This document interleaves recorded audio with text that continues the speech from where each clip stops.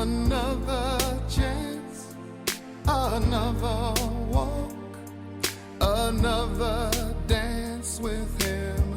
I'd play a song that would never, ever end. How I'd love, love, love to dance with my Father again. John Merrick in The Elephant Man is considered, not without good reason, to be a freak of nature, a monster, an elephant man. It's a movie that should be forced upon everybody, if they want to watch it. Well, John Merrick comes across Mrs. Kendall, who he describes to be, most beautiful. And they strike up this friendship. She brings him a book, Romeo and Juliet, and they read to each other. An incredible friendship, this Beauty and Beast, yes? God never met a man he didn't want to be friends with. You think about that. You think about that. Joseph Scriven was an Irishman who lived in the 1800s. Fell in love with a girl, and the day before their wedding, she died in a tragic horse riding accident. He was brokenhearted. He said, "The bottom of my world fell away." He then moved to Ontario in Canada, and eventually he fell in love again with another girl called Eliza Roche. Well, a few weeks before that wedding, she contracted pneumonia and she died. That was 1854. In 1855, in full view of his life, Joseph Scriven picked up his pen and wrote a poem. The words were picked up by Charles Converse, an American gentleman, and put to music. And that song has been sung by multiplied millions on a weekly basis ever since. The opening line of that song by Joseph Scriven: "What a friend we have." What a friend. What a friend we have in Jesus. Containing that beautiful little section, that mild rebuke, but wonderful encouragement. Oh, what peace we often forfeit. Oh, what needless pain we bear. All because we do not carry everything to God in prayer. For it's in prayer that we join with God in the dance of life. Another movie, as good as it gets, that you should be forced to watch if you want to.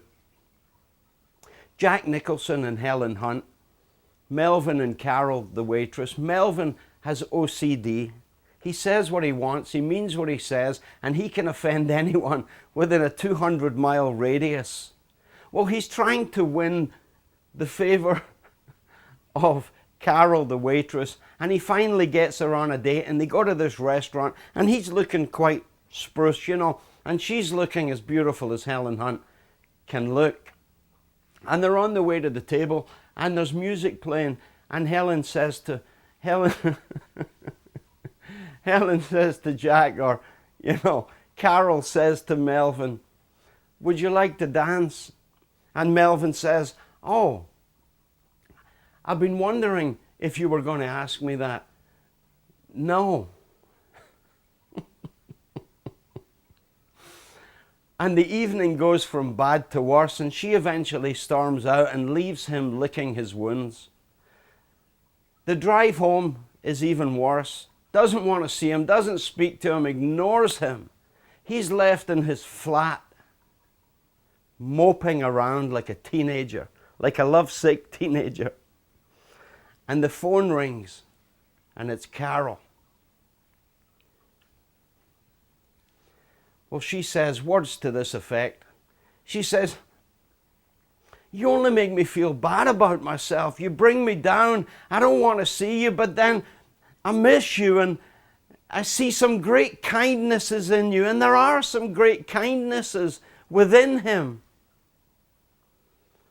So she says, well, that's all I wanted to say. And she's about to hang up the phone and Melvin says, can I say something here? And she says, what? And he says, I should have danced with you. I should have danced with you. Robert De Niro and Robin Williams in Awakenings, another movie you should be forced to watch if you want to. Robert De Niro plays a character called Leonard. He has post-encephalitic syndrome. This is a disease that begins like Parkinson's disease with all the twitchings and the tics and whatnot. But it renders the victim, eventually renders the victim in a permanent trance-like state. Well, Robin Williams, Dr. Sayre in the movie, he discovers a drug that he thinks might help Leonard. And it does help Leonard. And before you know it, he's out of the trance. Life is great again. He can do all the things that he used to be able to do. The music, the soundtrack is all upbeat. Everything is great. He even meets a young girl, beautiful young girl, that he kind of falls for. And then disaster strikes. The twitchings, the tics, they all come back. And he's once again, as he describes himself, grotesque.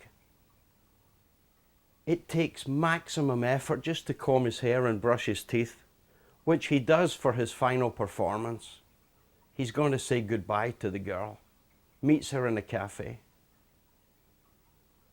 goes over and she does a fine job of ignoring his grotesqueness.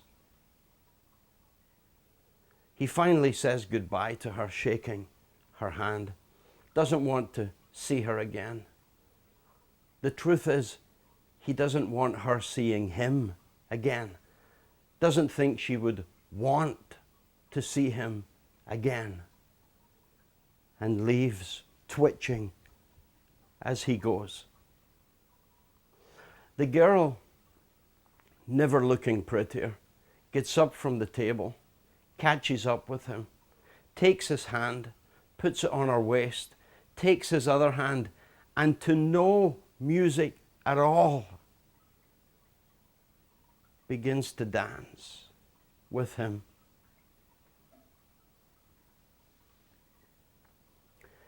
And in the presence of her grace, all his twitching, his tics, his grotesqueness disappears. In the presence of her grace. This is why grace must resound from our pulpits. This is what grace does for us. Isn't it amazing that there are people in this life, hurting people, suffering people, who to no music at all, and quite the opposite, can dance with their God. And yet there are other people who live symphonic lives, loving spouses, wonderful children, great careers, caring churches, and they can keep their seats. Staggering, huh? You see, there are some people who read Scripture and they see nothing but law, read nothing but code, hear nothing but condemnation. That's the God they have. And then there are others who, when they read Scripture, the more they read, the thirstier they get, particularly the Gospels. When we read about this child being born, who grows up to champion the weak, who mends broken hearts and stiffens the spine of men and women everywhere, to let them live as they know they should, as they know they would if they only could. And they read, and they read, and they drink in the good news. And as they read,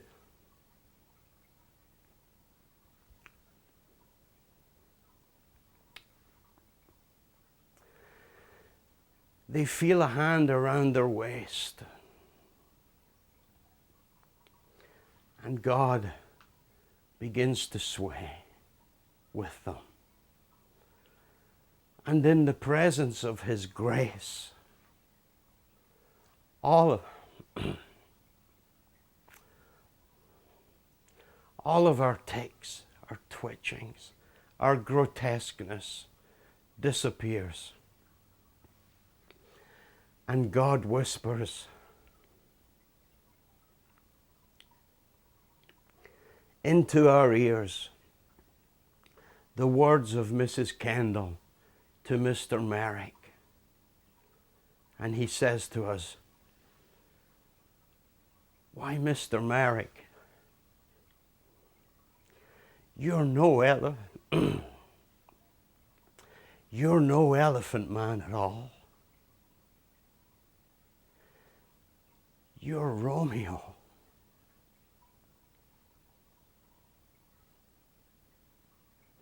What a tragedy. What a tragedy if in this life our view of God is someone who is against us, a tyrant, who is in love with His law more than he is with His people, who's desperate for us to step a foot out of line just so that he can condemn us. What a tragedy to have that view of God and then die. Only then to see God in all His benevolent glory, in His compassionate greatness. Only then to realize, oh, I should have danced with you. And if any of that is true, what would be the song of choice if we are to dance with God? What a friend we have in Jesus would be a good one. This one's even better. Do yourself a favor. Hang on, watch this for another couple of minutes. And while you watch this, don't be surprised if you feel a hand around your waist. Dance, child. Dance. Be still, my soul. The Lord is on your side. Bear patiently the cross of grief or pain. Leave to thy God to order and provide. In every change, He faithful will remain. Be still, my soul, thy best, thy heavenly friend. Through stormy ways leads to a joyful end. Oh, be still.